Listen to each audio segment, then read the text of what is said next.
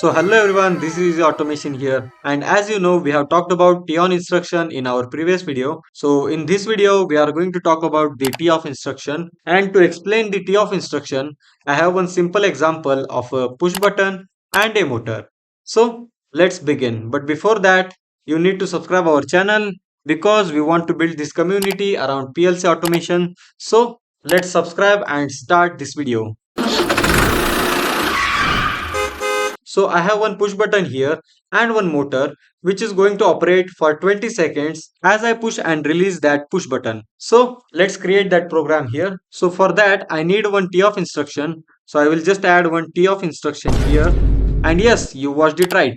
You can change the type of the timer by just changing its name from TON to TOF. So it's a bonus tip. So now I have one TOF instruction here which is going to operate from this yellow contact, which is nothing but our push button. And I have one TT bit here and one done bit and two outputs. But to operate our motor I need this output only, which is our TT bit of this TOF instruction. But before running this program I want to add one another TON instruction to just simply compare this TOF instruction with the TON instruction. So I will just add one TON instruction here, and I will just use this same NO contact address for this NO contact as well, which is going to operate our TON instruction. And I will just address this TON instruction as well.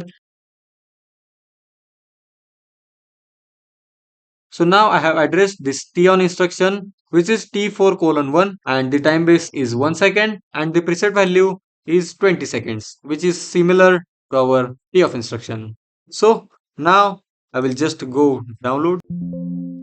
So now our program is in ideal condition, which means neither our TON nor our TOF is on. But if I toggle or if I press and release our push button, then the different timers will operate differently. So let's check how they operate. So if I press this push button, then our TON instruction will get started.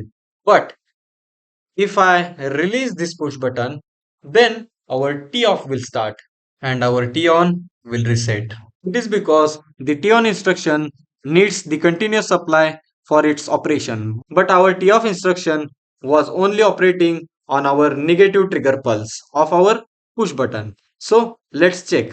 So let's push our push button again. So I have pushed a push button again and our output is not on, but if I release this push button, then our TOF will start operating, by which our TT bit will also operate, and our output, that is our motor, which is on for 20 seconds till the preset value and accumulator value becomes equal. So if it goes 20, then our output will go off. So this was a simple comparison of TOF instruction and TON instruction. And if you have any other ideas to compare these timers, then do let me know in the comment section. And if you have any queries, then also you can ask in the comment section. I will always be there to answer your questions. So with that being said, I will see you in the next video. Till then, keep exploring our previous videos in which we have talked about the TON instruction and the basics of Allen Bradley. So see you again in the next video. Bye.